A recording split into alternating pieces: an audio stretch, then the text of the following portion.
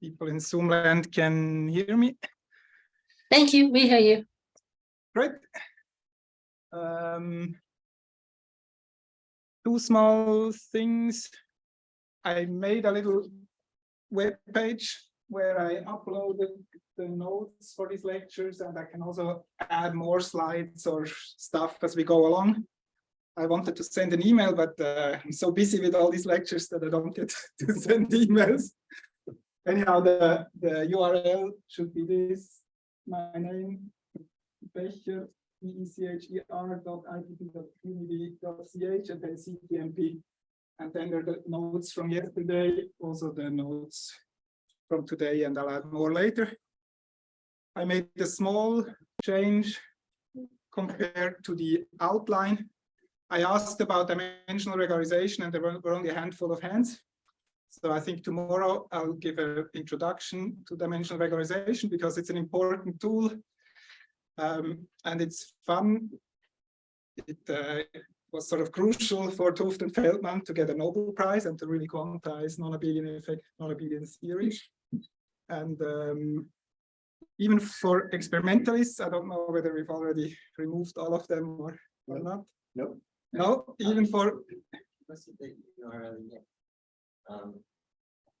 It's becher.itp.unibe.ch and then ctmp/. Okay, maybe I if it's not working yet, it will be working soon, and I'll send an email after my lecture. It's also funny, even if you're an experimentalist and lie awake at night thinking about, is the volume or the surface of a 3-dimensional sphere larger or smaller than of a 10-dimensional sphere? Then we will be able to answer this tomorrow by computing the surface of a 3-dimensional sphere. And interestingly, it turns out that if you go to very large dimensions, it gets smaller and smaller. So it's 0 if you have infinitely many dimensions. I think you just need to check www. Okay. I think email it to the Perfect. Very good. Good. So we're all set. So yesterday, in some sense, was a bit more philosophical. We said, what are effective field theories? What is the general procedure? The one thing we looked at in some detail was this operator dimension. So how do you figure out how important an operator is?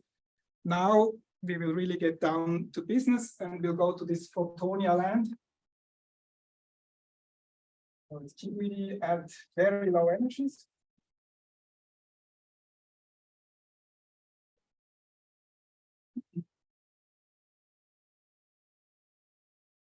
Principle, this land is where we live.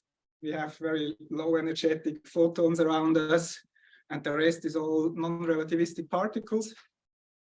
We will later do the particles as well, but for the moment, I'll only consider photons.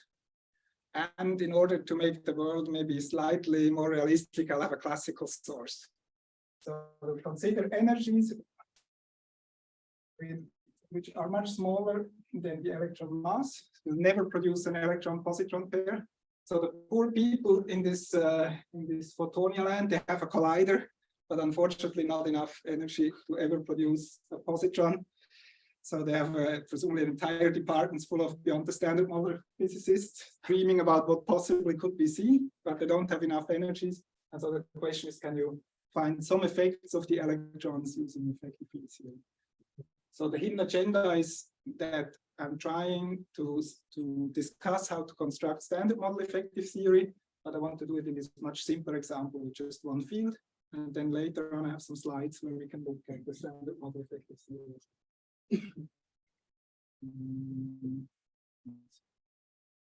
Maybe that doesn't matter since the two people can switch this. So we have an effective Lagrangian. Matt very nicely introduced this gauge field A mu. He also introduced fermions, but these fermions are gone. All that is left is the classical source, J mu. And so we have to write the most general effective Lagrangian with these fields now. And of course, to construct this, we have to take care of symmetries.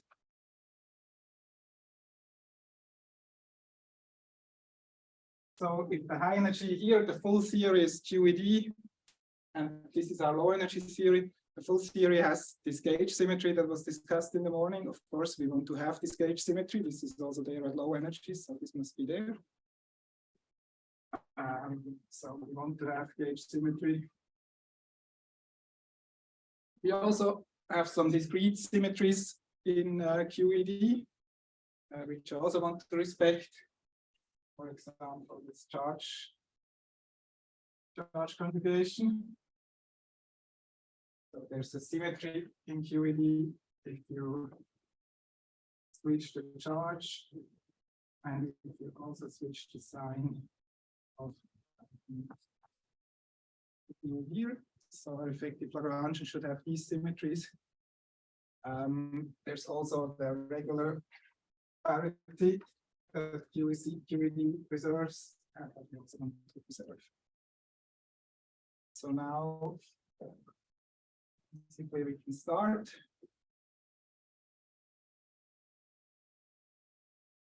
This current, this should be conserved. This was the case this morning, and also here I want to have this. So this current, this represents some classical charges lying around, so that otherwise in this photonia, all the people would only be built out of photons, and it's hard to imagine how they look. So there's still some classical people as currents. So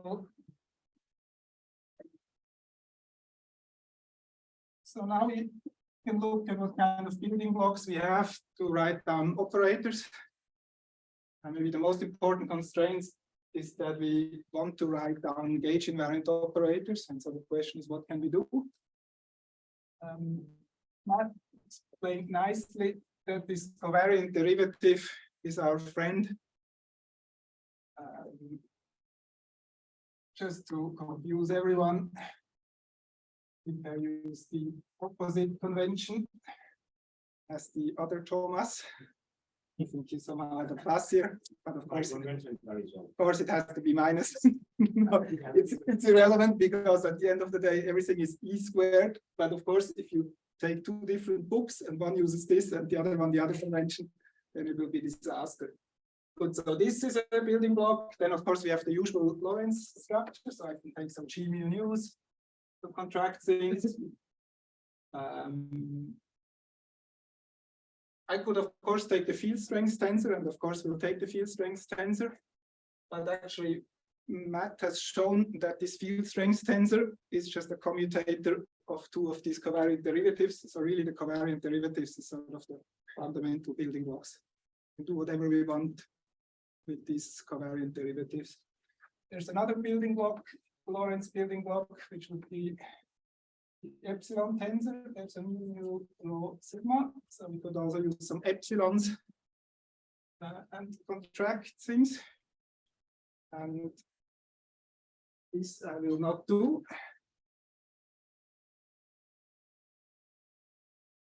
So if you have things with two of these epsilons, then you can replace them with G mu news.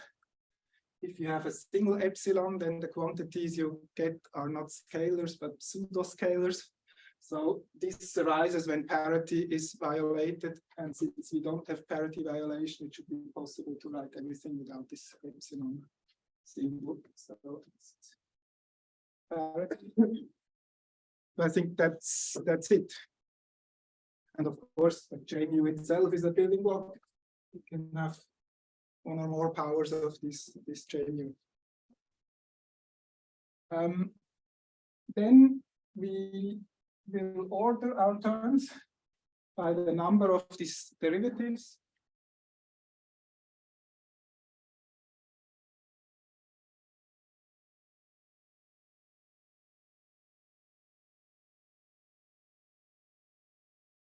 Each derivative I have some momentum P mu here.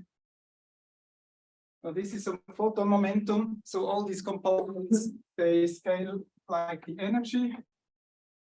And this energy we said is much, much smaller than the electron mass. So here, this large scale lambda we had yesterday is basically the electron that was integrated out, if you think about it, Wilsonian. So if you have operators with more powers of these derivatives, they will in the denominator have more powers of the electron mass, and so they'll be small. So that's the building principle. And of course, since basically this derivative is all we have, basically we just have to count derivatives, and the derivative is also, it's as the same, it's like a momentum, so it counts as one in operator dimension, and so we can just order our Lagrangian. So our effective Lagrangian, it could have, yesterday we said the standard model, it has a dimension 2 operator, that would be 2 derivatives. I did just want to ask, for the Bowling blocks, why can't we use the photon vector? Why can we not use that? We use it, but we use it in this clever way. It always has to come in this combination for things to be gauge, easily construct gauge invariant things. And then let me try to write the relation here. So map that relation which looks like this. Modulo signs.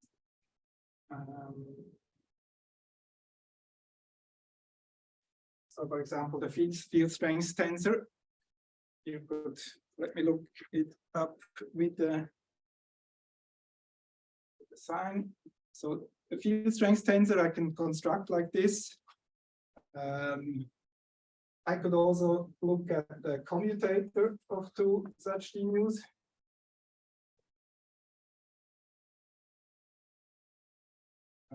But this will give me a regular derivative.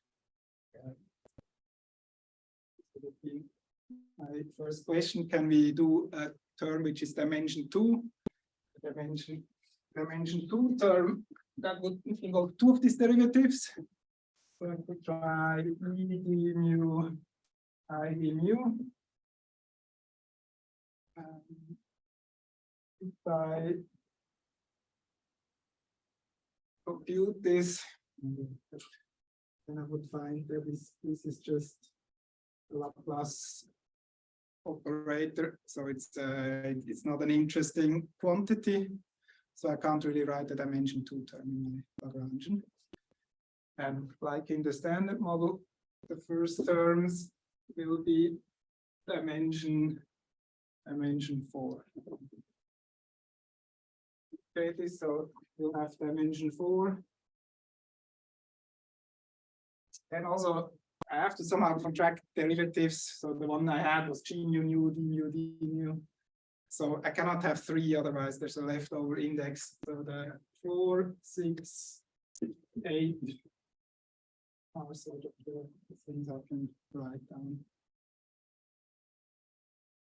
And I should buy Matt some beer because he very nicely prepared everything with the gauge invariance. Unfortunately, he also already showed you the dimension 4 Lagrangian. So it's maybe not a mystery that the L4, this is just the thing you've seen from Matt. This is square of the field strength tensor. This EA mu. Now, in principle, I should be a bit careful here. We said each operator has to come with the Wilson coefficient. Since this is now the effective theory, it's not immediately clear whether all these coefficients are the same as in the full theory. So let me put the Wilson coefficient set here. And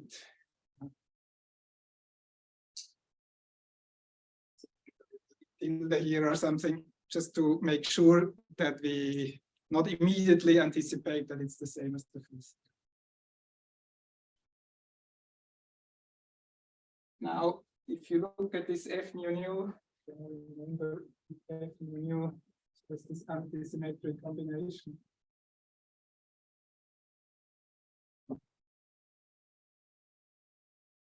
So if I rescale the F, then I can change this coefficient. So this is not really a physical quantity. I can just rescale this so that this has sort of the canonic form. This would be the kinetic term for our photon. So I can always change this by changing the norm of the field. So if you want, I can set this to 1. And also, at least at the tree level, if I compare a computation in the full QED, or even in classical QED, classical electrodynamic with this effective theory, I would find the same thing. So at least up to higher order corrections, this would be the leading order arrangement. So it looks pretty much the same as you had, except that for Matt, he had here the psi bar gamma mu psi, the actual coupling at the electrons. Well, we simply have this stuff lying around.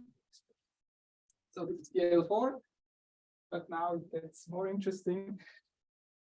How about the L6?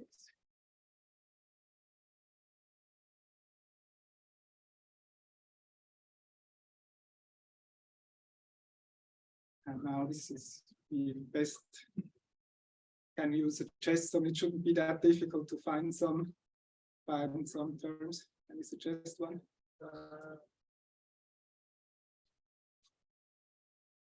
Yeah, we can combine 3s, right? Great idea. So Then you have let me try. This. Somehow I have to contract the indices, and I'll do it like a ring. So I go F mu nu, F mu rho, F rho mu. Like the road, second row. Rho has to be down. Great. That is gauge invariant because the F is gauge invariant here, so that works fine. We can look at our symmetries table here. This charge parity, it changes the A into -A. And so what will happen is the F goes into the -F, and this goes into minus itself under this. And since this theory should be symmetric, this should have 0 as a Wilson coefficient. Ah, that's an interesting idea.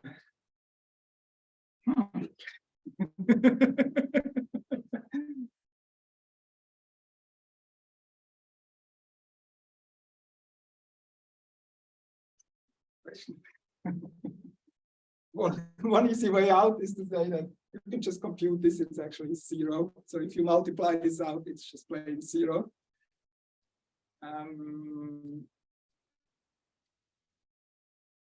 It seems a bit like cheating. Then you could, of course, do anything. If I have this, then you could put this E everywhere. I think the E's should be in the form that they arise here. So here the E and the A come together as is, and then the other building block is the F mu. This does have something to do that splitting this into E and E, splitting I mean, also E out of A is a little arbitrary. The E and the A is, of course, they come together. You can rescale the A by something which rescales the E, which then changes the coefficient of this kinetic term. Yeah, I mean, the EA comes together with the gauge variance, right? That's even more important. Here, yes, the way we set it up, exactly, it comes in this form. On the other hand, unfortunately, I wiped out this commutator expression, but in the commutator actually divided by E to get the F mu nu. I've left it in. But it is 0 just by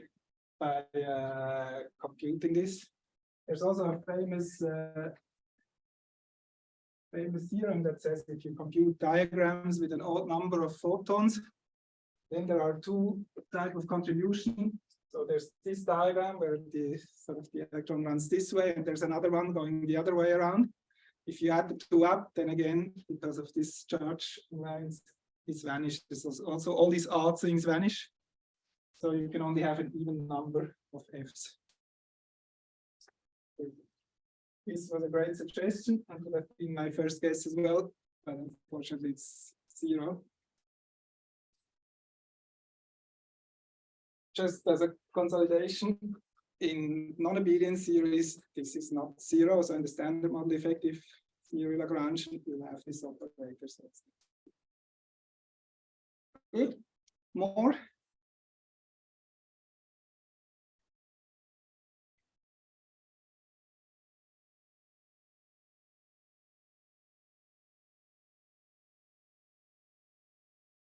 Maybe the one key is that so I can have these derivatives. I can also take things like d mu f rho sigma. That is not forbidden. This is already gauge invariant. So then the derivative is a normal derivative. So I can take terms like this to also write down more structures.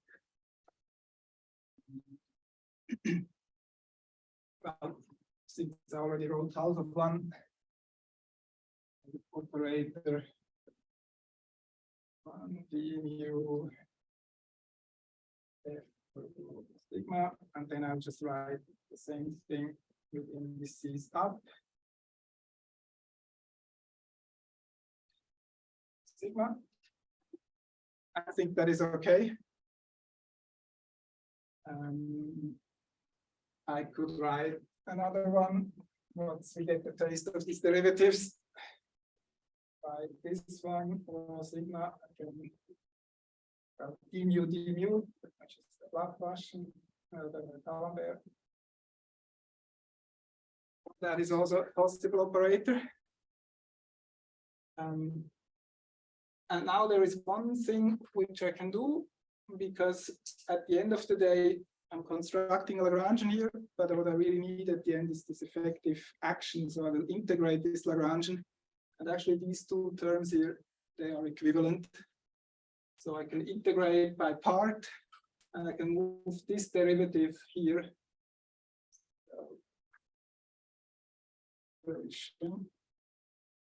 By part. So if I have, let's say, this here, integral e for x, operator O1, then instead of the derivative acting here, I can put it over here, and then it becomes this. So this is equivalent x up to boundary terms, and we assume that the fields go to 0 at the boundary up to the integral of O2. So it's good enough to keep this O2, and we can get rid of the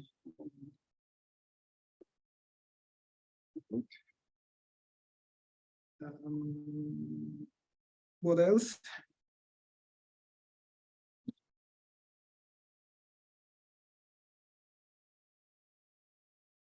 I can do another combination of derivatives where they act on the other, where the index is one of the other tensor. Let me try to do this. O3.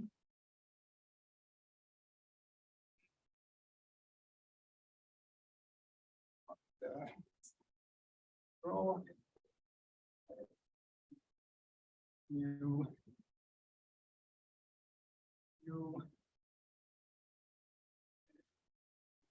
u I think that's another one that is okay.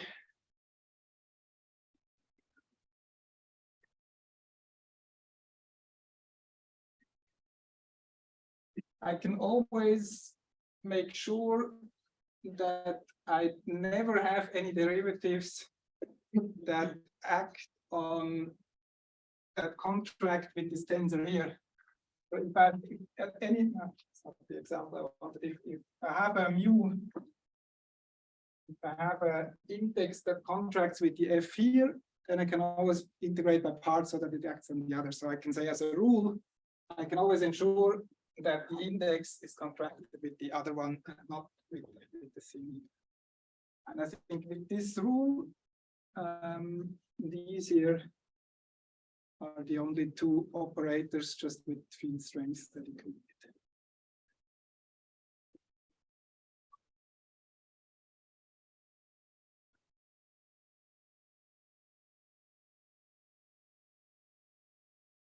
There's still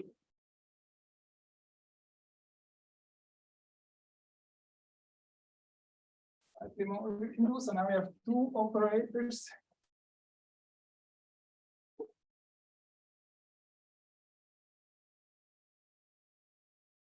And maybe from our discussions, you already realize it's not entirely trivial if you do this by hand, like we are doing, that you will get the complete basis of operators and that you don't miss something. AMU, JMU is allowed. AMU, AMU, JMU, they're not allowed. yeah, it's kind of a weird operator because it doesn't look gauge invariant. The only reason that it's gauge invariant, if you do a gauge transformation, then you'll get a derivative of the gauge phase. And then you can integrate by part, let it act on the JMU, and then it vanishes. So this is a bit special, this operator that I'm writing here. In the full theory, I would not have to write such an ugly operator. It would be psi bar d slash psi, so it would look nice, clean. This one looks less nice, but it's gauge invariant up to a total derivative.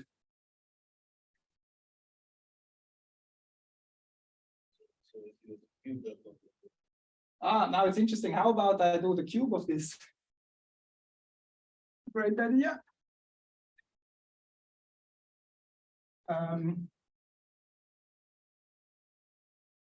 What we haven't discussed yet is what the dimension of this is. But I've sort of implicitly assumed this is dimension 3. If you remember from the fermion field, this is actually a psi bar gamma mu psi, and the fermion is 3/2. So this is a dimension 3 operator, this current. So this is dimension 4 as it should be. So if I square this, okay, but it would be dimension 8, and it would not be gauge invariant. That's the main difficulty. So I've said this one is special, gauge invariant up to a total derivative, but if you have 2 of them, then you're in trouble. So now you'll actually get 2 of these phasings and you cannot recover it. So unfortunately, this is not gauge invariant. What about J squared? J squared is fantastic. That is even dimension 6. So J squared is right. That's for the 1, 2. J mu, that is a good one. And then we can combine the forces if you want. So O4 would be, I'm just taking half of.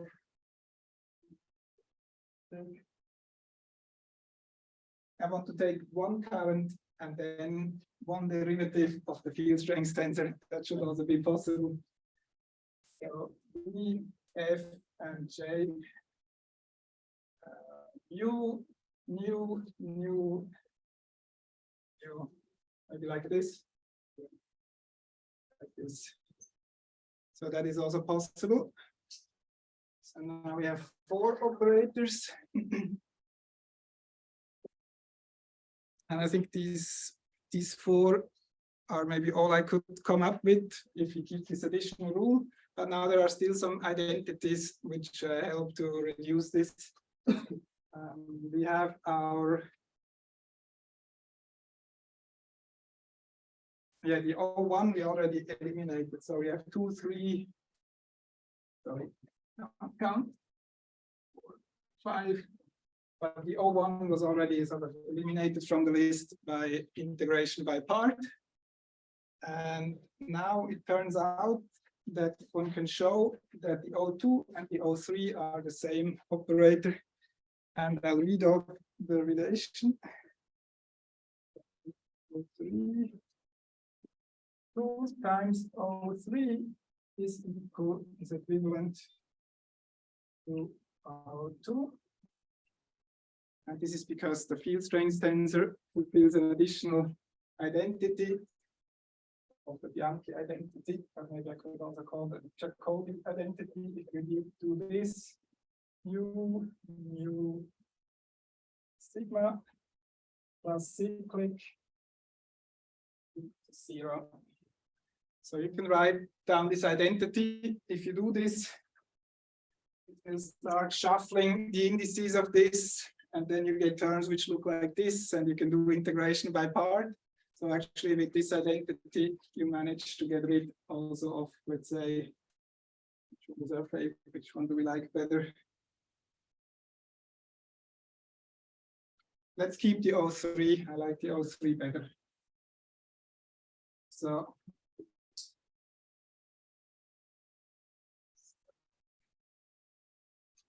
eliminate O2 and O3 in favor of to write down the operators. It was easiest not to let the derivatives act on the tensors here, but now I will do the opposite. Now I do one integration by part to put this here, and then I do another one to put it here. Just a bit nicer. You will see why in a second. How do we want to call this one? 6. So B mu F mu E rho F rho mu. Hard to get the upper and lower indices correctly.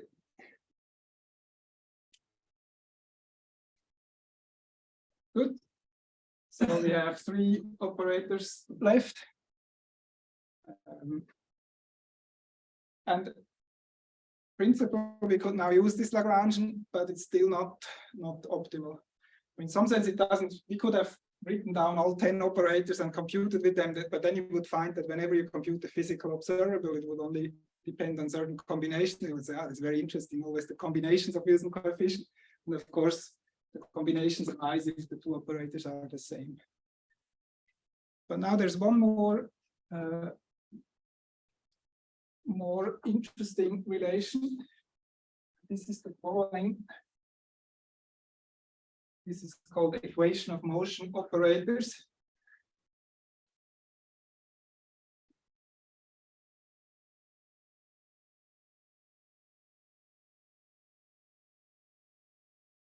And so the statement here is, and we'll explain it. First, it's a bit of a weird statement. If you have some operator here, which looks like this, I have to go back to this lecture. E mu F mu minus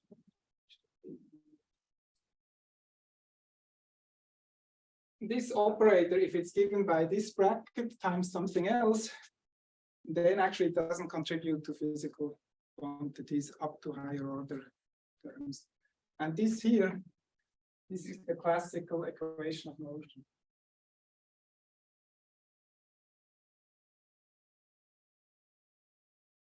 Problem is One this I should write up. So yeah, you probably need an E somewhere. Anything.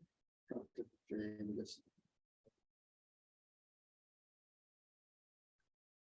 start.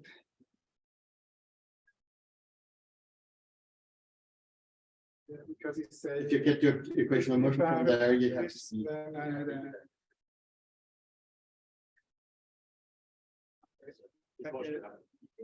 J. Yeah, that's Yes, yeah. The red is a particle current for the charge current. Good.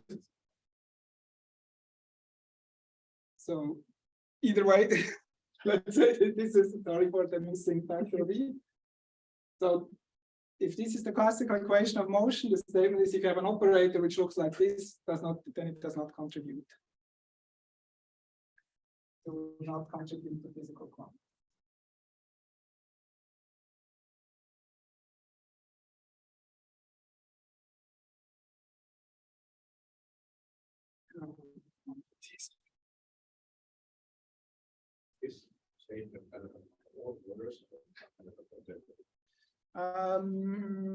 It's kind of a perturbative. This is, of course, the problem that it's perturbative is this is the equation of motion for the L4 Lagrangian. But now you write that infinitely long Lagrange with infinitely many terms, which has a much more complicated equation of motion. So if you only use this L4 equation of motion, what happens is we can take an operator, and then this type of operator actually only contributes at a higher power. So if you have a dimension 6 operator that has this form, it will only contribute at dimension 8 and higher. So we can sort of systematically eliminate this one from dimension 6 Then we go to dimension 8, eliminate all these operators there, then dimension 10. So you can iteratively get rid of all of these operators. And now we should look at our table of operators to see whether we have such operators. Not directly. Now I should maybe add these everywhere. More obvious. So if you take the difference between O5 and O4, that is an equation of motion operator, because sometimes it's easy to, you can just take this d mu f mu nu, use the classical equation of motion, and you'll get a j nu, and then the same operator as this one. So this is the equation of motion operator, so we can get rid of it. Then we have our operator here. That was the different, like a linear combination of the two operators. If they were to make an equation of motion, then you eliminate it. Yes, so this linear So not- combination here is exactly this form here. Yeah. And so it will not contribute to physical quantities, and I haven't explained why this is the case, and in some sense strange why the classical motion equation of motion plays any role here. Yeah. I'm just saying, let's assume that I'm correct. Then this combination is sort of has no physical effect. And so I don't need to include it in the Lagrangian. In essence, this means I can eliminate the O5 in favor of the O4. Okay. And of course, I can go one step further. I can first take the O6, then eliminate the O6 by using it once in favor of the O5, and then I eliminate again in favor of the O4. So at the end of the day,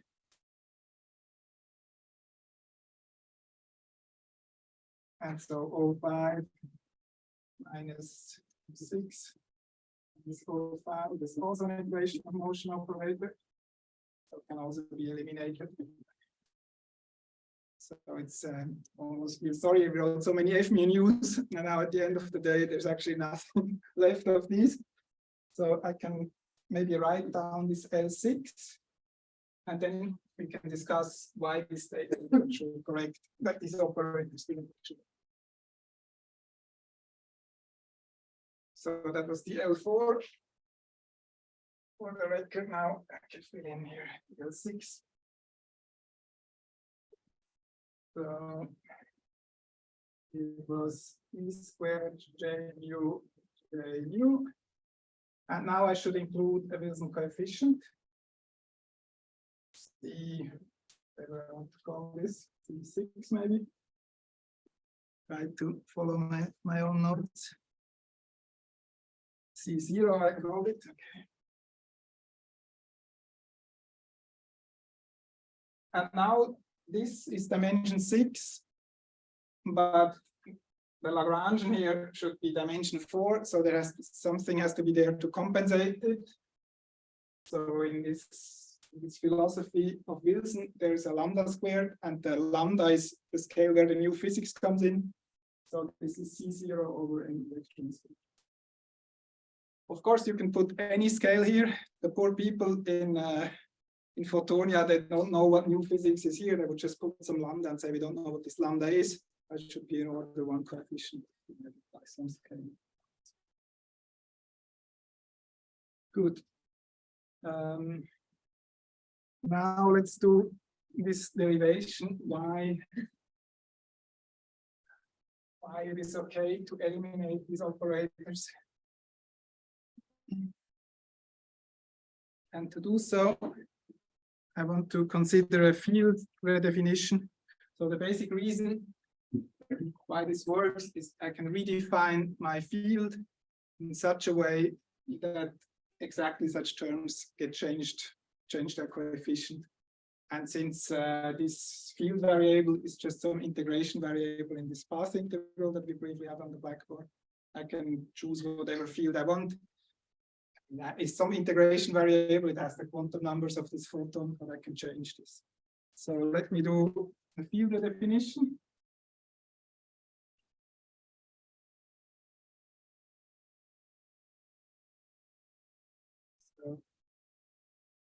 taking, and I show this for a scalar field. Don't have to worry about it. So I'll write it in terms of a new field phi prime plus some function f of phi. And the idea is, well, this f of phi, I can view this as a little variation. So you can say, well, I take the field and I change it by a small amount. This f will also be some higher dimensional object when we do this in practice. So I make a small change. And if you make a small change, if you look at your action, then when you plug in and expand in this f, then you will get the action with the field f prime. And then you get this change here.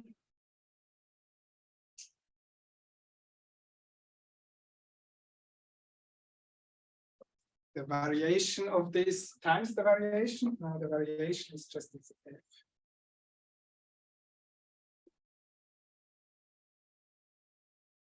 And this here, this variational derivative, this is just the equation of motion.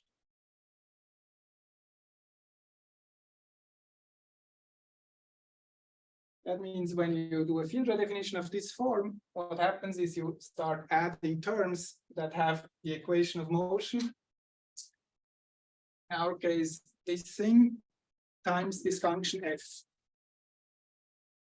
And if this f here is a higher dimensional object, then the higher order terms, order f squared, this can be neglected.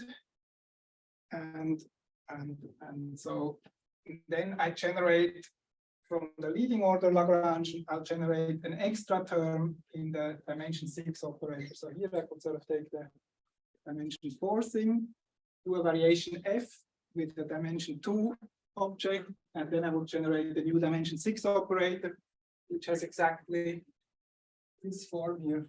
And in this way, I can try to get rid of that. Let me try to write the variation I would need to get rid of our two operators here. So I would write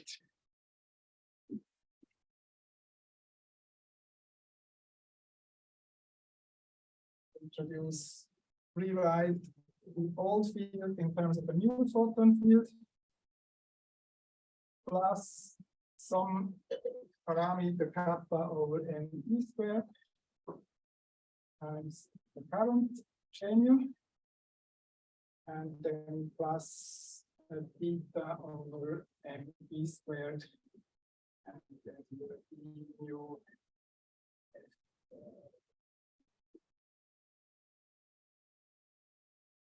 so that is a field redefinition I can make in my effective Lagrange.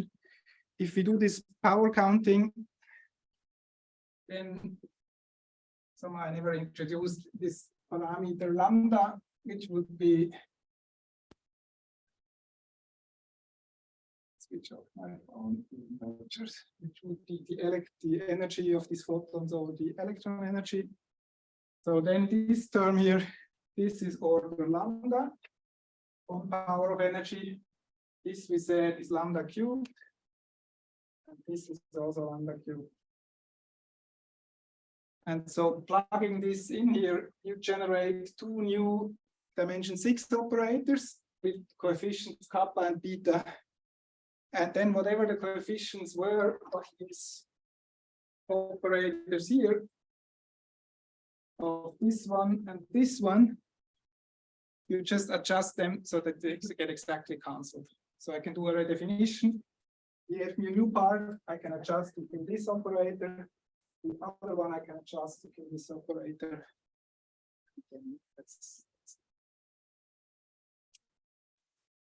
Not this is somehow more harder to explain, and it's more formal and it's more correct.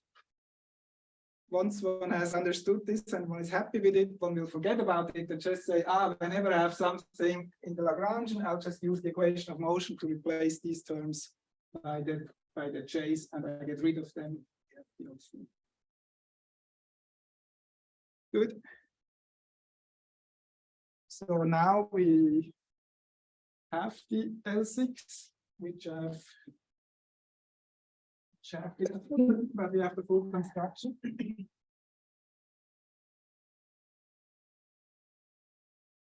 This current term looks a bit weird. And maybe draw a diagram, explain what this term is doing.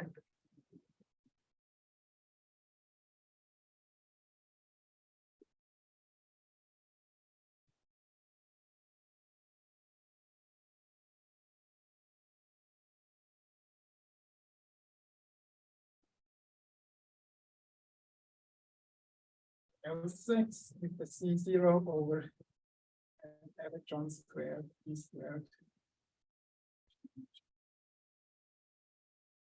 And what would happen in the full QED theory is you have diagrams like this where you have your classical charges lying around here. And then you could have a photon, and there would be a loop here which connects the two. And if you compute this, you'll get some kind of like an interaction between these two classical charges. So this is the L6. Now we go to the next level. This is the L8. Now I invite you again to contribute operators. You had this nice idea to do a string of Fs. Now this time the idea works, so let me do this string first. So Could you explain a little bit more what the Feynman diagram looks like to the J squared? Not what you have there. so here is this classical source J mu. Here is another classical source J mu. And now in full QED, there are electrons and there are electron loops which connect these things. You will have to contribute to compute these, and one of these terms will give a contribution like this, which looks like a contact interaction between your sources. So one effect of these electrons is to make such a contact interaction. Full QED, if you calculate it, will non-local, but it will have. The full QED is sort of a local theory. Everything is local here. Yeah, but if you look at this at very low energies, you find this thing also has some stuff in the numerator, etc. And to arrange them, and at the end, you will find that there is such a contribution, which looks like a contact term between the two. Right. So I think I then have two questions. So one is, if I understand you correctly, then this is how I make contact from QED to figure out the coefficient C0 its effective theory. Yeah, in some sense, we are getting ahead of ourselves with this. So the first task is just write down the most general Lagrangian. Such a term is allowed, so we should write it. Then the question is, how can you get this term here? If I use this cross with a circle as my J mu, then I have to compute in the full theory in QED something with two of these J mu's, and there should be some electron because there is I have to integrate something out. So the high energy part of this diagram generates some local contact and this low energy. And then I guess the second question is within the effective theory, I'm just not seeing how I would draw the Feynman diagram associated with big UJ or the. No, it's very easy.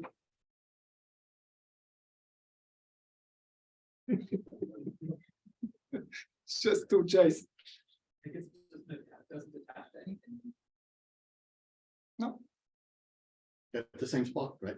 no, they sit there happily. This is not completely ridiculous, by the way. I mean, what this really is, there would be fermions. So you would have in real QED, there are fermion diagrams like this. And then you could integrate out the high energy part of diagrams like this and of box diagrams and other stuff. And you will find 4 fermion interactions at the low energies.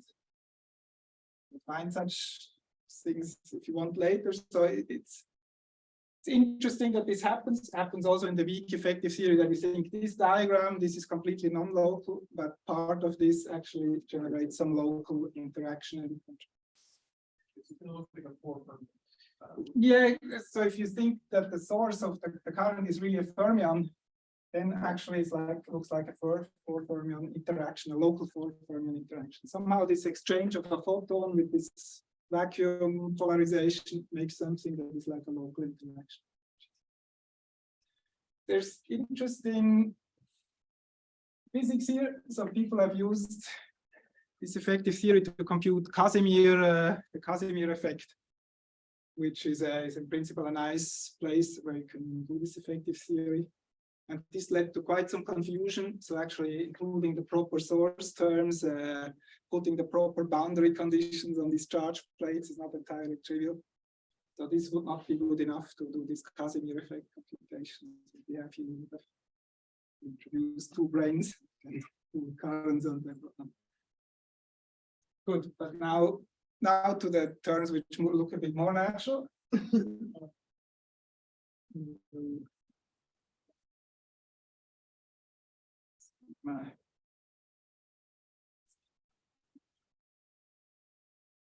So this is a possible operator.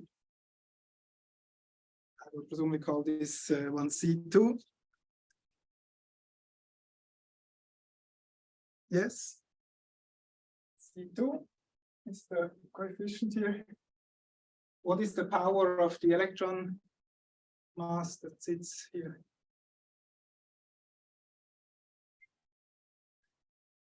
So it has to be divided by electron mass to some power. See what the power is.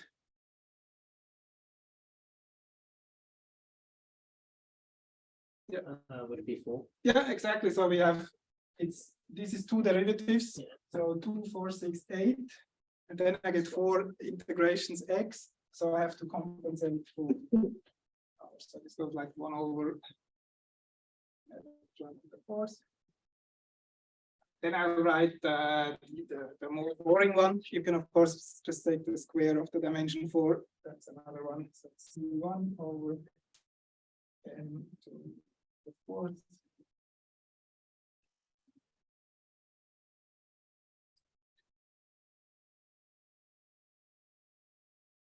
So that is the dimension 8 Lagrangian, now without the currents plus current terms.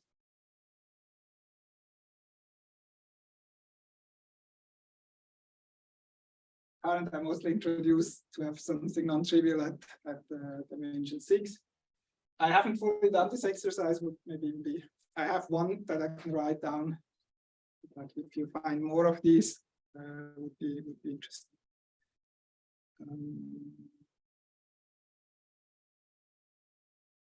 Maybe do one last thing.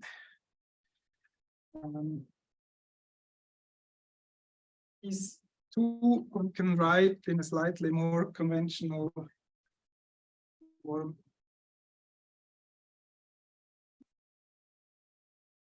So this one is interesting, this trace of 4, and people in 4 dimensions, you can write it in the following way.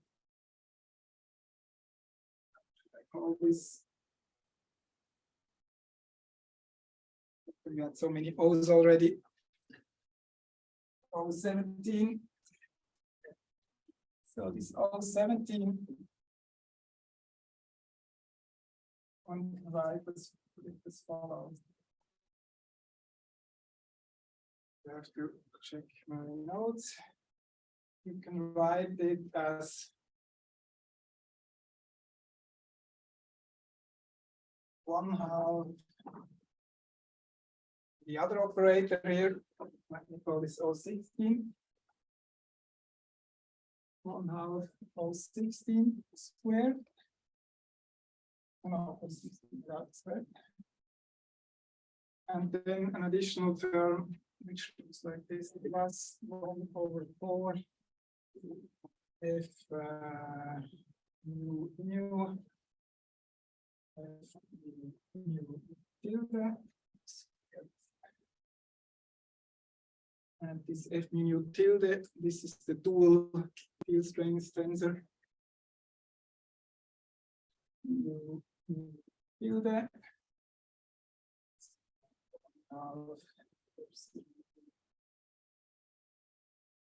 Sigma F. So if you look in the literature, people prefer to write it like this, but I prefer actually this one here. Here, this involves this epsilon tensor, but we said parity is conserved. So we actually find that it's two of these epsilon tensors, which can be eliminated by G mu nu, and then you get this nice, this is much nicer. It's this ring of F's. It doesn't have the smell of topology as much. Exactly. This looks very interesting, but it's not. Yeah. Even it's not uninteresting. I mean, this quantity here, this is actually, if you write it back in terms of electric and magnetic fields, this is this E dot B. So this would be interesting, parity violating, but of course you get the square of this, then it's fine again. And the other one here, the O16, this is 2 times.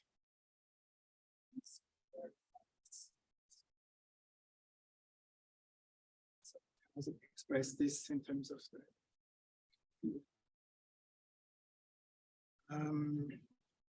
now we can maybe take a 10-minute break and continue 20 15 the hour. Got a square. Yeah, this The square root of 16. yeah, so, yeah. the F mu nu is this thing weird. Yeah. And then we'll do photon scattering with this Lagrange. How much of a break? 10 minutes until 22. Right.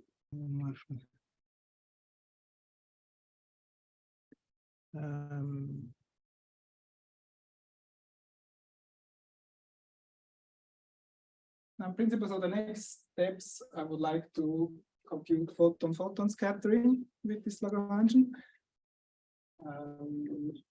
This is now do photons interact with photons? Yes, this is a photon interaction at low energies. It's unfortunately suppressed by 4 powers of the electron mass. That is why it's so slow, and that's why when you do laser cross laser pointers, you never see this. But it is in principle there.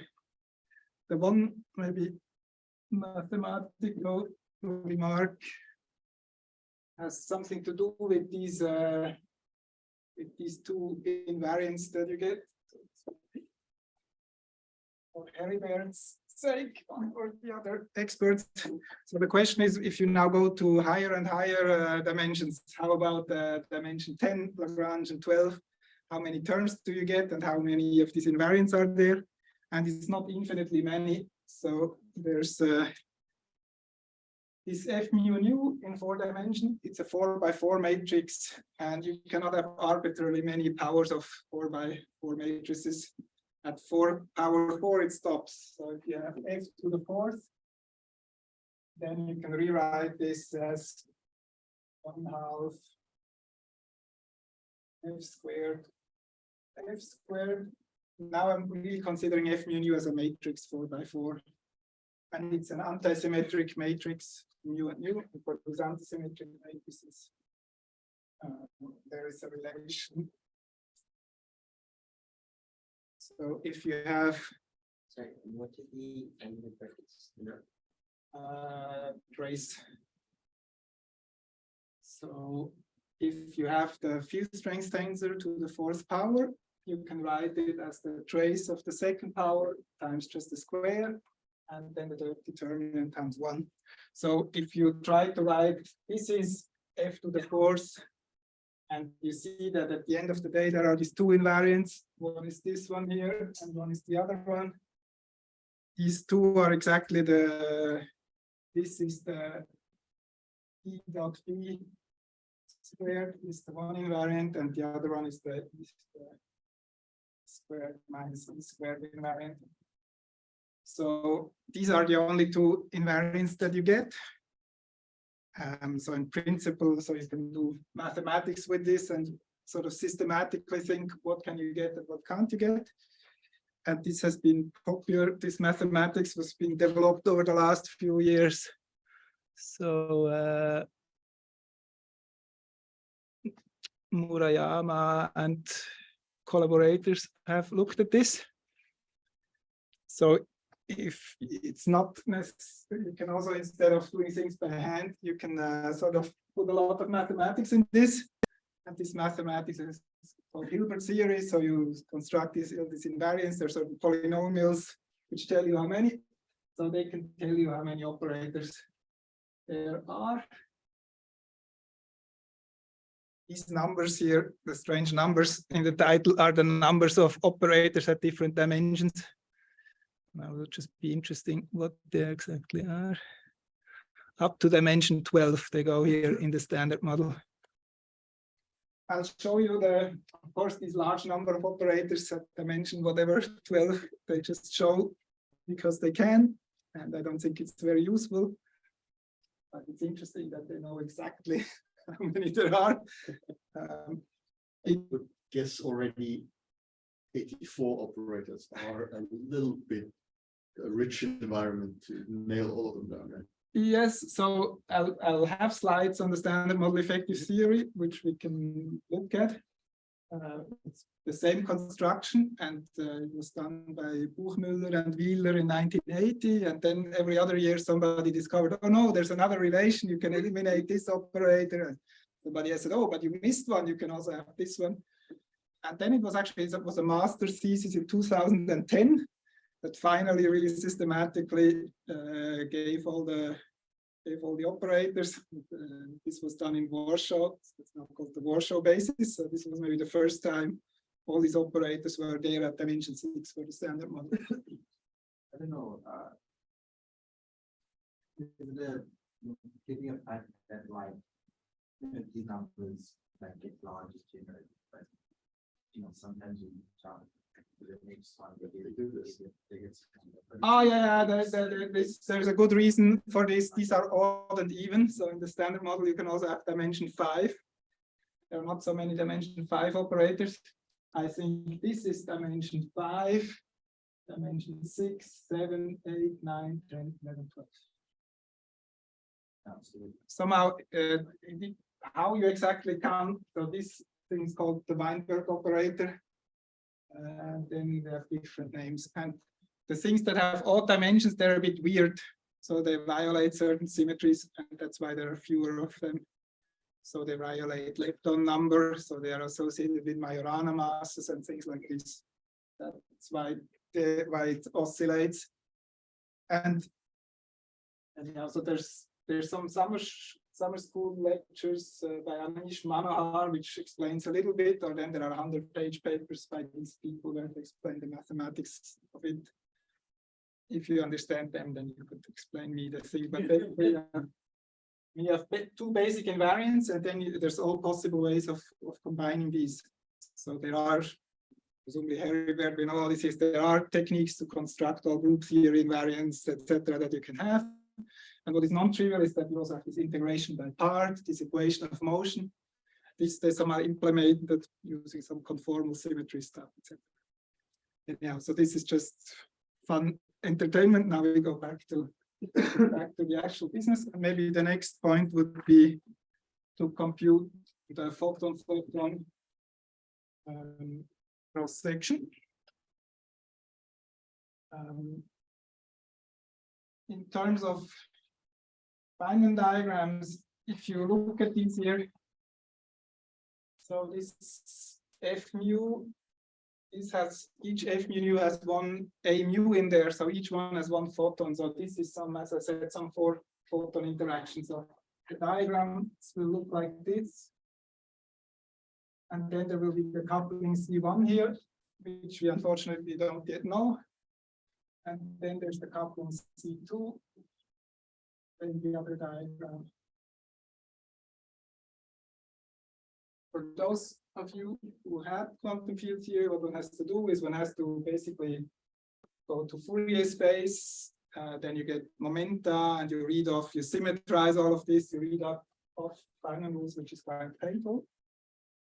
And then you plug this in, and then. So the two dots for the vertices of different index combination. Yeah, exactly. So that it's four. But if you have they have 4 photons and they have 4 momenta because it's d mu a mu, and then the d mu in momentum space gives the k mu. So there are 4 k's and 4 polarizations, and things are contracted in different ways. And yes, Yeah. it's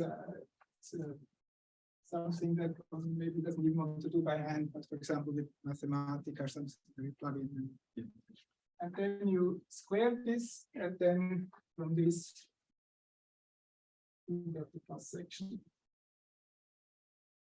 Unfortunately, we don't even know what the C1s and C2s are, so we don't have to worry too much. We will just one thing that we know for sure is these C's, they come from integrating out a fermion loop like this. Here is an electron that was integrated out. So they have 4 powers of E. So this goes like e to the 4th over alpha squared. That is one thing we know. And then we know the easy part of the Feynman rule is there is this 1 over m to the 4th. So this I can take here. So each one has a 1 over m to the 4th after squared. Square it, and I will do it wrong. So it's m to the 4th squared. So it's m electron to the 8th power. The same thing here. This was alpha squared, but I'm squaring this, so it's alpha to the 4th. And now the question for you, it's the energy of the center of mass energy to some power. There's also, I'll show you the exact result. It depends on the scattering angle, but if you forget this, it's energy to some power. Becoming energy, and what is the power? Fortunately, I have my notes so that I can cheat.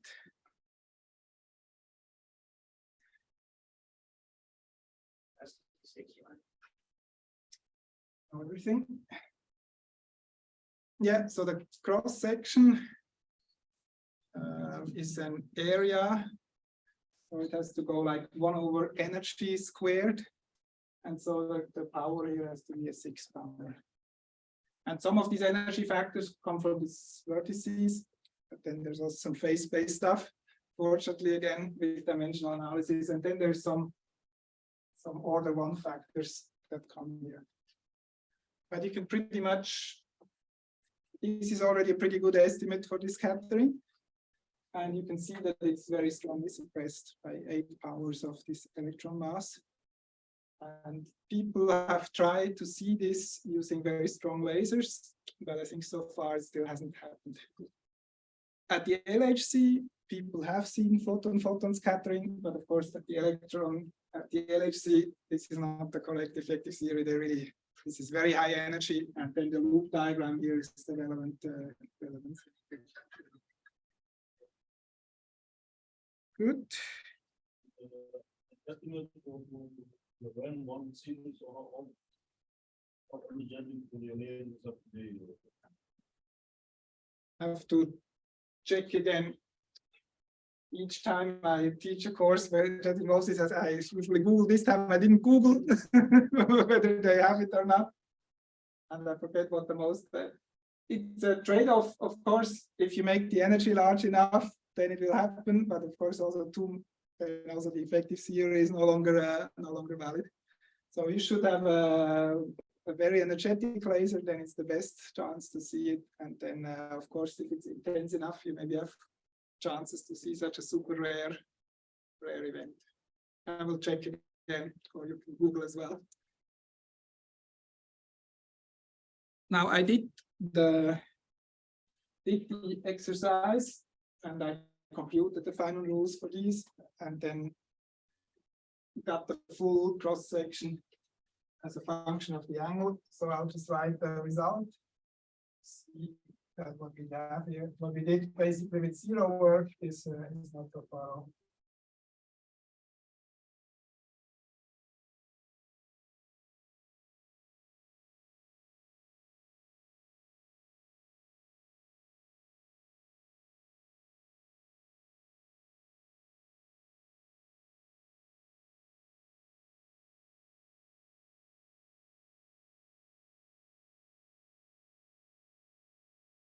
Completely unnecessary information just to show off, but I went through the pain of doing the calculation. So this is the result. If you really go through the pain of getting the final rules, plug everything in, important.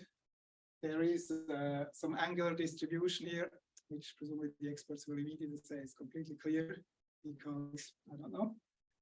And then, of course, here you see there's an interference effect between the two vertices, and then there are. Now, this is still not yet the final result. To really get the numbers, you now, of course, need to know what the C1s and C2s are. Probably should explain what the angle, But what theta is, which sorry, theta is so this is elastic photon scattering. So 2 photons come in, 2 photons go out, and then there's scattering. And of course, because there's energy conservation here, the center of mass frame is energy, the same energy coming in. So that is the kinematics. Good. Now to get these coefficients C1 and C2, the poor people in this Photonia land, all they would do is they would construct a very expensive collider. They would measure this cross section, and as soon as they find scattering, they say, we have discovered new physics. It would be a big press release. And then they would say, we measured something, and maybe some theorists would have written down the effective theory, saying, well, there are these 2 operators. This would be the contributions. And then you would say, if you now build an even more expensive machine where you can choose the polarizations, you can actually figure out the 2 terms separately, and maybe this gives you some idea what the underlying physics could be. So that's roughly the same program at the LHC, where you do standard model effective theory. You try to measure something which maybe wouldn't happen ordinary, or that is different from the standard model. So of course, still difficult then from this piece of information to figure out exactly what was the thing that you integrated out. Maybe more money, you should finally build a collider that produced. they would be really, really happy to have a smoking gun that there is something that they see. It would be absolutely fantastic to have this result. So the people in Photonia would know that there is this new physics from the size of the cross section. Of course, they wouldn't know this alpha force over m to the 8. They would just say, well, it's 1 over lambda to the 8, and we don't know what this lambda is. And then there would be different new physics scenarios. In a weakly coupled scenario, it could be that this is not such a heavy particle, but that this lambda appears large because this alpha is a very small coupling, and so it's actually maybe the physics is very nearby. Or if it's some strongly interacting new physics, then this is a larger scale and farther away, and you would discuss and maybe find new experiments. So that is now, fortunately, we already know QED, so we can actually compute these coefficients. And is there a lesson there for naturalist arguments to know whether let's see? Is there a lesson there for how well you can do naturalist arguments to guess whether LHC is going to see new physics? Yeah, so the important caveat in this sort of Wilsonian way, we said, well, you will get a 1 over lambda to the 8th, and there will always be this debate that if this is super weakly coupled, then maybe it's not so far away. Same thing will in the standard model effective theory, we find these neutrino masses, which look like a very high lambda, but maybe if they're for some reason super weakly coupled, maybe they're actually not that heavy, or maybe you can see them. Yeah, I don't know what the lesson is. It depends on the scenario. These these order one numbers here, there can sometimes be good reasons that they're actually not order one. And the reason here is that this is a very weakly coupled theory, and there are factors of the coupling. So anyone has to take this into account. Now to determine the coefficients C1 and C2, one could basically simply do the computation of the cross-section in QED, and then you could basically adjust the C1s and C2s. The total cross-section or the unpolarized cross-section would only give you combinations of these. So you would need to compute with polarization and then figure out what these are. One can simplify this even a bit more by, so the general strategy is you need to compute two things in QED to get these two numbers here. And you can choose the simplest possible thing. So rather than computing scattering, one can just compute some amplitudes in very simple kinematics. So this process of determining these Wilson coefficients is called matching. Leave the Lagrangian here.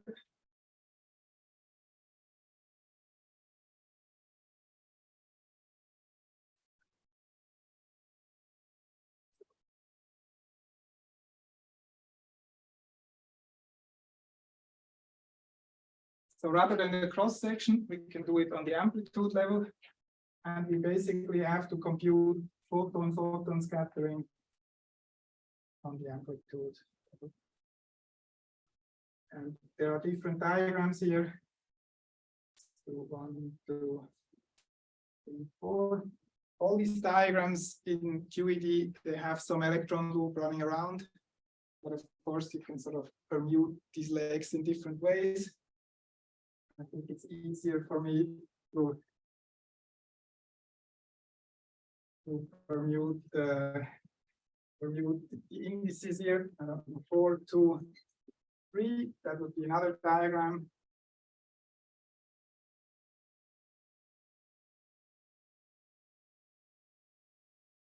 Which one is the last one? Can maybe do 3 and 2.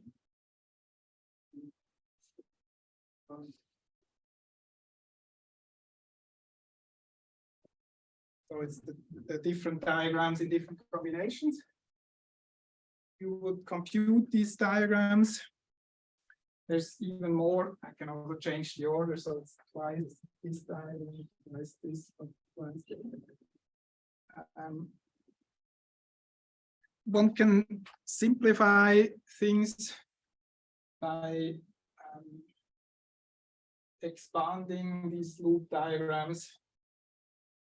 So you can basically use any kinematics you want to make this simple. And the simplest thing is maybe now for the experts is you can expand the loop integrants on the level of the integrand, expand out all the external momenta. And if you do this, then in the effective theory, all the loop diagrams will be 0. And you will only have to compute these diagrams without any external momentum. So you can streamline these computations. You can also not streamline it and compute complicated kinematics. And then you have to adjust these coefficients here in such a way that you get rid of these numbers. And so then now is another long computation. And the numbers are the following. C1 is minus 1/36 alpha squared, and C2 90 squared. What is remarkable, these are kind of couplings, these Wilson coefficients. And it is remarkable that we just got a finite result. This will not always be the case, but it is the case here. And the reason is that in the effective theory, you can't really do loop integrals. These are our interactions, and somehow the only thing you can do looks like this.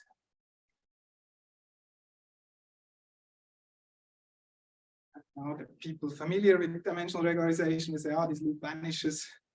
So actually, there are not directly loop contributions at this order or at this dimension. So this is 0. And so actually these coefficients just come out finite. What is interesting, if you do the QED computation, actually all these diagrams will contain divergences and whatnot. And only after you sum up everything, then thanks to the miracle of gauge invariance or so, everything cancels and you get this nice finite result.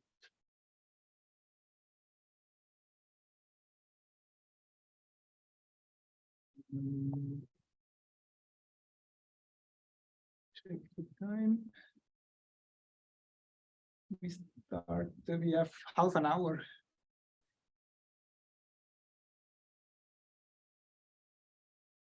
Can still do those things I think I wanted to do. So this matching is one thing. The other thing is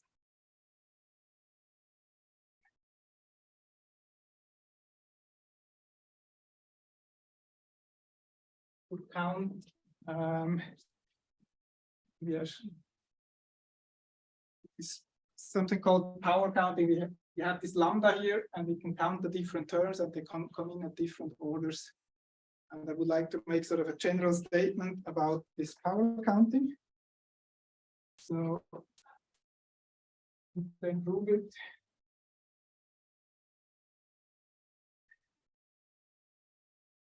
this will be true even for loop diagrams. So if we compute some matrix element in this effective theory, and the operators that contribute. So here you have an operator, and we defined this k, which was the operator dimension minus n minus d. So the k of this dimension is 8 minus 4 could be 4 for these operators. And you have this for different, you have now n different of these operators.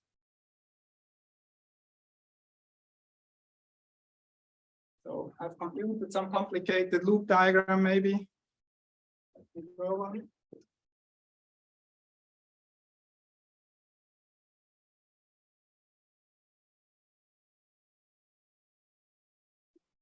Such a loop where I have 2 of these terms here. So I have maybe a C1 here and a C2 here. Then the question is, if you start computing such loop diagrams, at what accuracy do they come in, and how big is their contribution? So, and then the thing is, if you compute this, the statement is very simple, that this matrix element will scale as follows. That's lambda to the k, where k is just the sum of all the individual ones.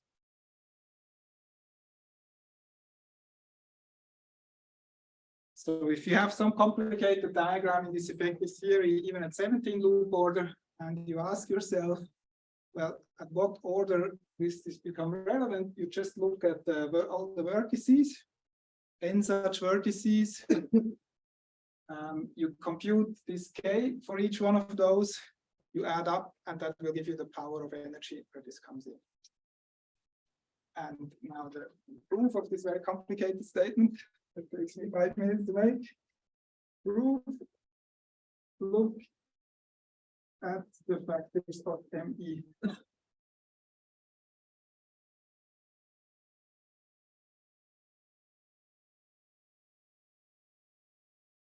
So this here is an operator which has 4 powers of the electron mass, this one as well. So in this diagram, you have 2 of these operators, each one has k4, so 4 powers. And since this is just an overall factor, even if this is a loop or something complicated, this simply moves out, and you can immediately know what power you get just by looking at these prefactors.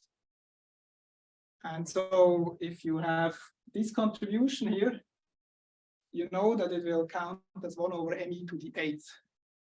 And so this is actually at the same level as the 12 Lagrangian or so. So these loops will be extremely unimportant here, is the statement. Is this now somehow assuming that you're using dimension of the Exactly. computation Now there is so that you don't have power law, power law. exactly. Now there is one caveat and one reason why I'll discuss this dimensional regularization. This is of course only true if the only large scale in the game is this electron mass. And if you use this dimensional regularization, the only scales that are around are these photon energies, and there's no other large scale around. As soon as you put a cutoff, then there's also this large cutoff scale, and then this counting becomes complicated. But it turns out, of course, the physics will be the same, but there will be all these large contributions around which you have to shuffle around, and it's a mess.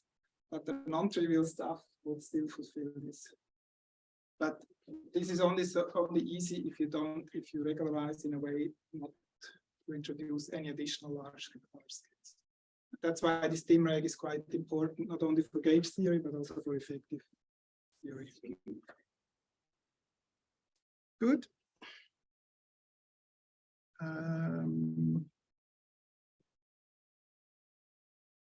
Maybe if we look at this result, we can ask ourselves, well, this is an effective field series, so there will be corrections to this. We also have the higher order Lagrangian. So this was from the L8. So the different corrections that arise here. So there would be the Lagrangian L10. This would give a correction to this result, however, suppressed by 1 over m to the 10th. So even smaller.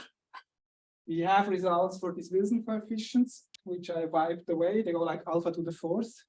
There are higher corrections to those, which also come. And then at the third, then in principle, there could be loops in the effective theory, but the first non-trivial loops, they have already 8 m electron, 1 over m electron to the 8th, so the loops will not be implemented.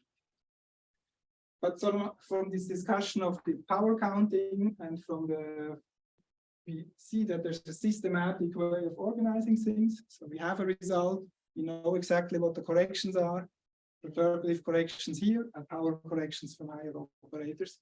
If at one point these Photonia people or the LHC experimentalists get so sophisticated that they make precision measurements of this, maybe you need to include higher order terms, the higher Lagrangian. Good. So now I would switch to slides. So as I said, the secret agenda here was to do all of this in this simple context, and now we can do it in the standard model. Since it took 20 years, we will not actually do it, but we can at least look at it. No.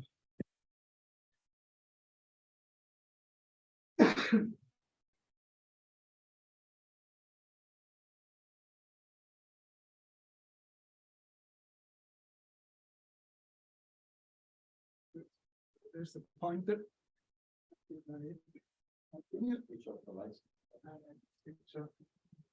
Right here. So now we do the same thing, but instead for QED, we now do it from the standard model, and maybe you imagine that there are some strings or whatnot that will arise at high energies. So this is the picture here. And since we haven't seen these strings, we will again write an effective theory. And the procedure will be the same as we did now for this Euler-Heisenberg QED, right? Dimension 4 Lagrangian, then dimension 5, dimension 6. You already secretly know the number of operators at dimension 12. And then we assume we don't know what the scale lambda is since we haven't seen any additional particles, and it could also be that there are different lambdas for different areas of physics. And now we will basically do precision measurements in the standard model, and then we'll try to find effects of these higher operators. If we find them, then maybe Heribert will come up with a new theory of new physics. Then you could do a matching on this again, see whether this fits the pattern, etc. So that is the strategy. Unfortunately, we'll have a larger gauge group, so we have this on the U1, now we have the full standard model gauge group. Also, now we'll have many fields, leptons, electrons, quarks, and the Higgs. So that just means there will be many more possibilities to write operators. Again, interestingly, at dimension 5, only a single one arises. I don't know why this is counted as 2 in the other thing. I should find out. This is called the Weinberg operator. And this would give the Majorana mass to neutrinos, and also give mixing. Since we haven't seen this mass and we look for it, well, we have seen masses, but we're not sure whether it's Majorana masses. The mass range that we have would indicate quite a high scale. Certainly this type of physics is presumably beyond the LHC, unless it's extremely weakly coupled, and then maybe this changes. Then for these dimension 6 operators, there are many of them, and again, we use exactly the techniques we had, this integration of R, equation of motion, and then you still get 60 operators or so, and even more if you take operators that violate Baryon number. And all these operators have flavor indices because you have different families of quarks and leptons. So that gives a lot of parameters. So instead of just C1 and C2, you have 2,500 parameters at dimension 6. Principle is not a problem. As soon as you see one of these parameters non-zero, it's already interesting. And so here are some tables of operators. There are these operators with 3 gauge fields. This is what you were suggesting. So this works for the non-abelian case. There are operators, let's say 2 Higgs fields, 2 gluon fields. There also maybe pi to the 6th is also possible now in the Higgs sector. And then there are couplings of quarks and Higgses, lots of different stuff. This I just said. In particular, there are many 4 fermion operators. We had a taste of this with this current operator, but this would be these 4 fermion operators in the standard model. One of these operators was extremely popular because it fit some p-physics anomalies. Unfortunately, now in December, there was a new LHCb measurement which agrees perfectly with the standard model. So that's no longer there. Yeah, and then maybe Higgs physics is a especially interesting area. So then not all of these 2,500 parameters will be relevant, but a small set of them. And this is used to parameterize deviations you would see in Higgs interactions from the standard model. And then again, it's the question, what is this lambda? Again, for the neutrino masses would indicate presumably a high scale. Flavor physics, we're not sure, but at least some flavor physics observables also indicate a very high scale, or some suppression mechanism that we don't realize. These electroweak precision measurements, because maybe in the 2 TeV range. And then the last thing, which we already discussed, there is this 1 dimension 2 operator, which is very weird. So if the scale lambda is very high, then naively one would expect a very large coefficient for this. So it's strange that the Higgs mass is light, but the new physics is heavy. This doesn't go in this naturalness idea. This doesn't go very well together. People thought, because of this argument, that since they knew before the LHC that the Higgs was pretty light, order 200 GeV, not much heavier or so, that then also the new physics should be exactly in this range. So this was used as an argument to say, well, we know we can read off the scale lambda, and unfortunately this did not work out as planned. And I don't have a good answer why, but unfortunately theorists don't get to decide these things. Experiment at the end. Good. So just a bit more of a broad question, but so you're kind of saying that the standard model is an effective theory, and the theory that we do have is kind of given by this energy scales we look at.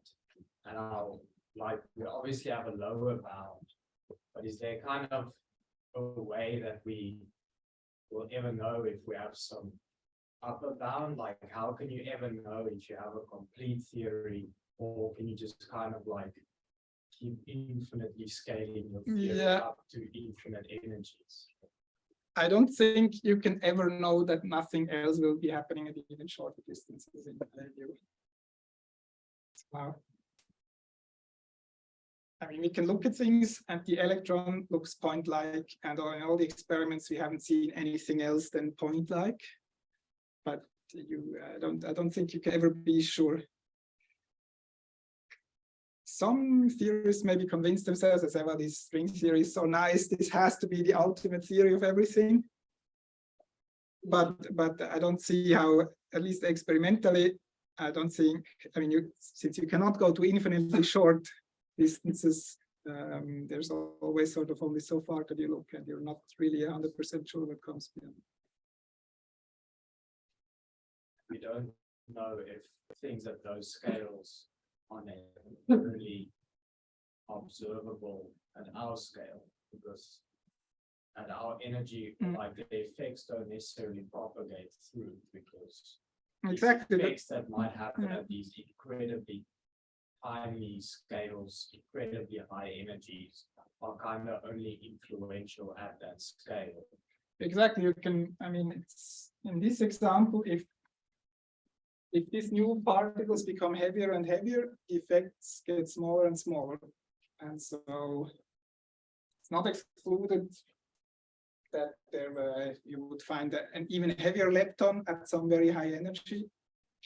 Usually there are constraints that the quantum field theory still makes sense. So just finding one lepton, then something with anomalies or so would not be right, but there could be more stuff that is just not really visible at low energies.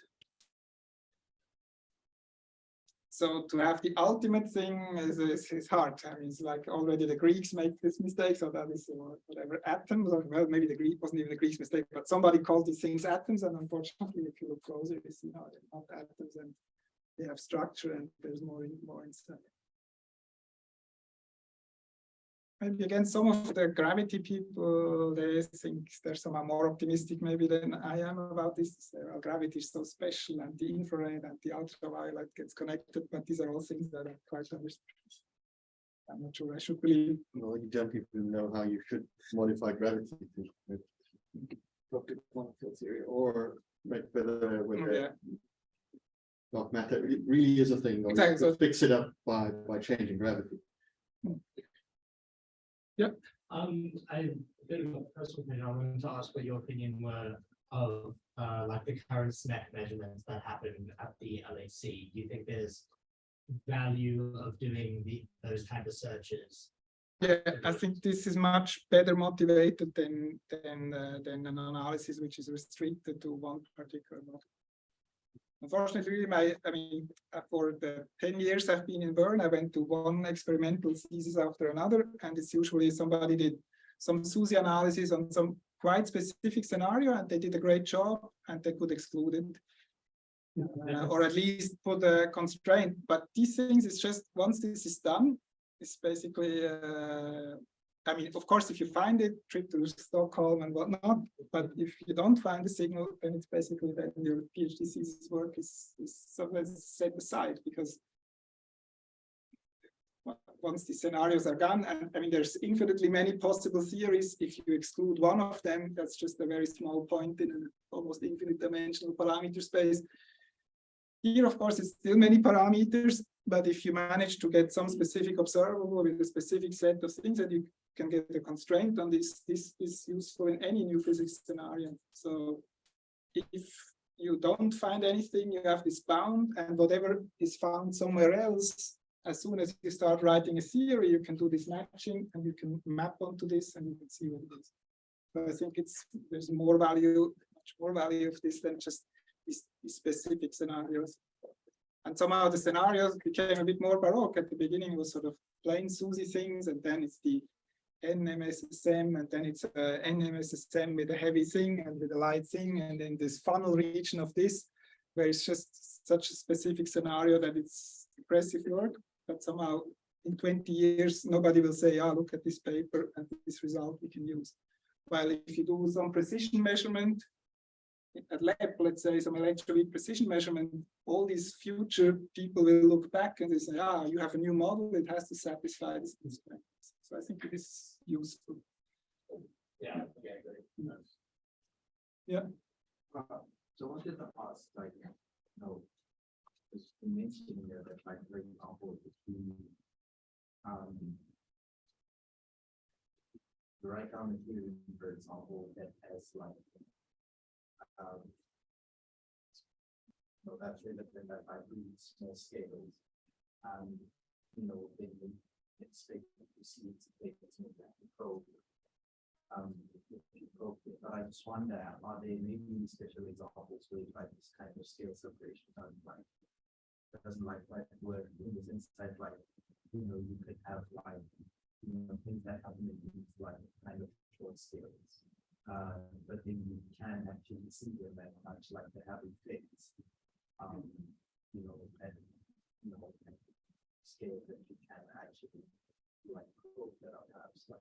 Yeah, a good strategy in general is that if you have some process which doesn't exist in a theory and only arises with these higher dimensional operators, so these poor people in Photonia land, they don't have scattering. So then it's interesting to look for it. And even if you have a small signal, you immediately know this is the new physics. Also, the weak interaction at low energies, these are irrelevant operators. So, but they're not irrelevant because this is the only mechanism with which you get this weak decay. And so seeing what will decay shows you that it's there. And the same in the flavor physics case, you will typically look for things which in the standard model at dimension 4 somehow have very small coefficients, are CKM suppressed and CHIM suppressed, and then you can have a process where somehow the standard model for some reason is small, and then if you find the signal, it's easy to see, even if it's kind of a suppressed. At least that goes into the direction. It's still small, but if you find something where sort of the dimension 4 Lagrangian also gives a suppressed contribution for some reason, then it's interesting to see. Or if you look at proton decay, this would be great. Doesn't happen in this dimension 4 Lagrangian, but there are baryon number violating terms at higher dimension, and so this is something that again is interesting. Except you have certain people have looked for a while and so far not found it, but.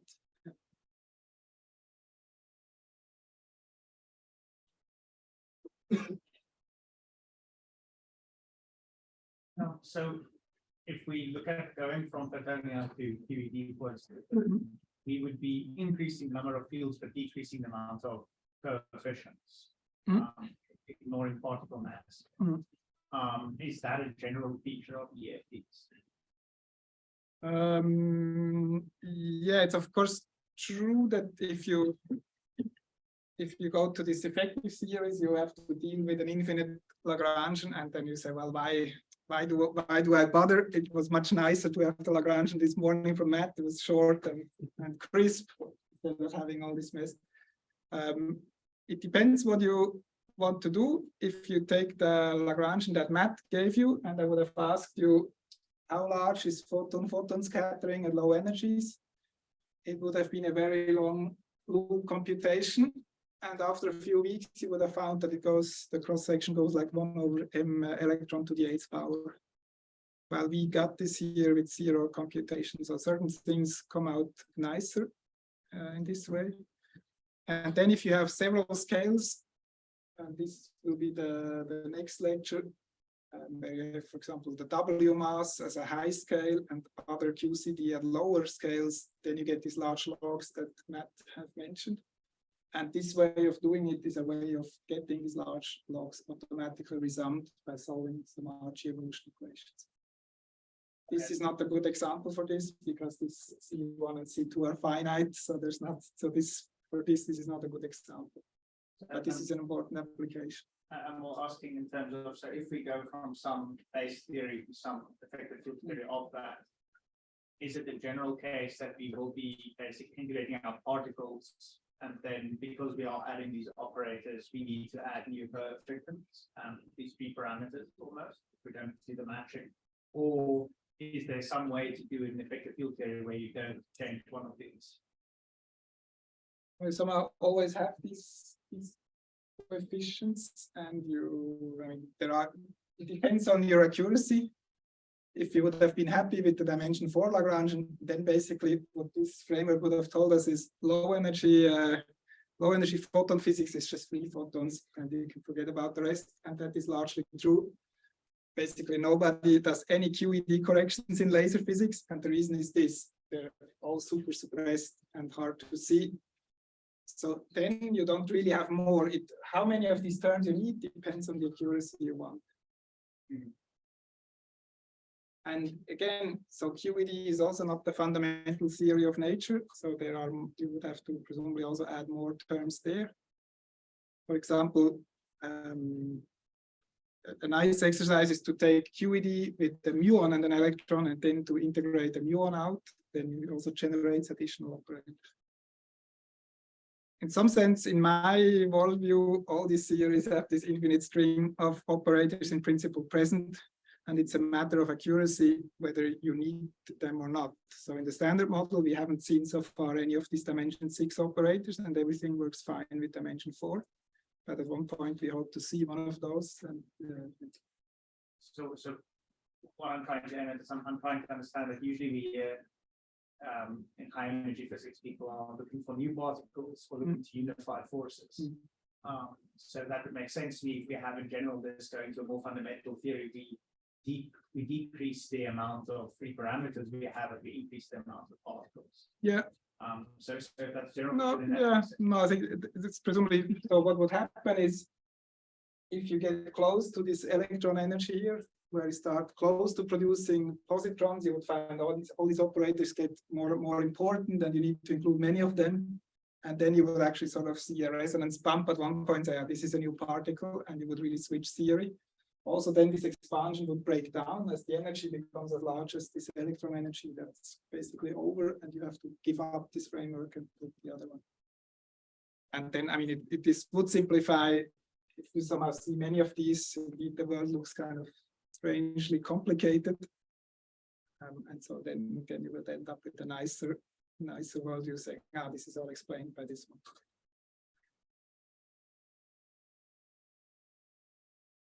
So again, in the LHC searches, it's just a good way of parameterizing whatever there could be. And then hopefully at one point you'll produce it, you'll add it to the Lagrangian, and then you can basically leave out the operator that this would have generated if you integrated it out.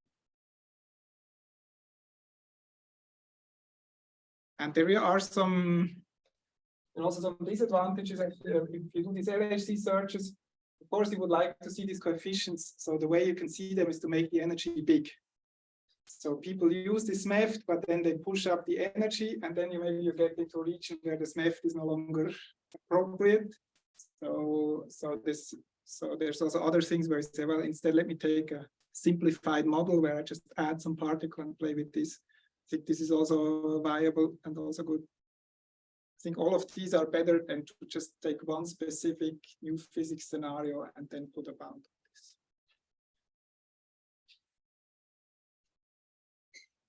Are there any dimension 4 coefficients that we've measured to seem to be 0 or not 0? Yes, there's this the hierarchy problem is where one is, in some sense, this should be huge and it's so small, and then there's the theta problem in QCD. There's an additional term. I don't know whether Matt will discuss it. So this is maybe I think that's like G nu that you can add to the QCD Lagrange. It's dimension 4. There's no reason for it not to be there. Indeed, it has to be there in the standard model. So it will be generated if you integrate out the other stuff. And somehow we haven't seen this yet.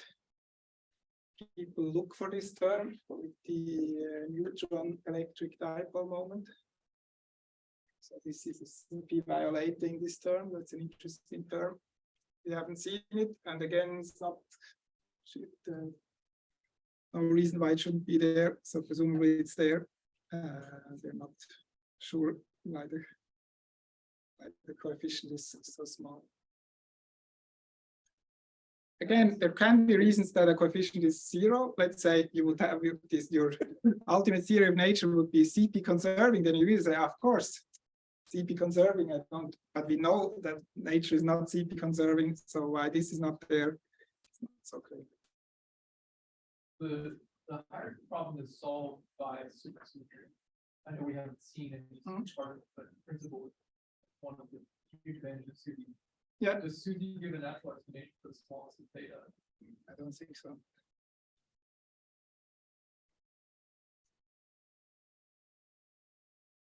I mean, what the supersymmetry does, it somehow ensures that there wouldn't be a lambda squared, but some other parameters, some soft SUSY breaking mass or so, not this lambda squared. So there are mechanisms that symmetries that, so in exact supersymmetry, you get rid of this term. You can.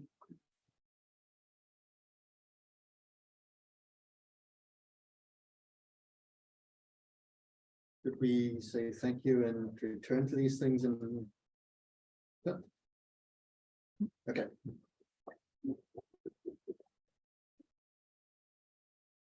So let's meet again in half an hour.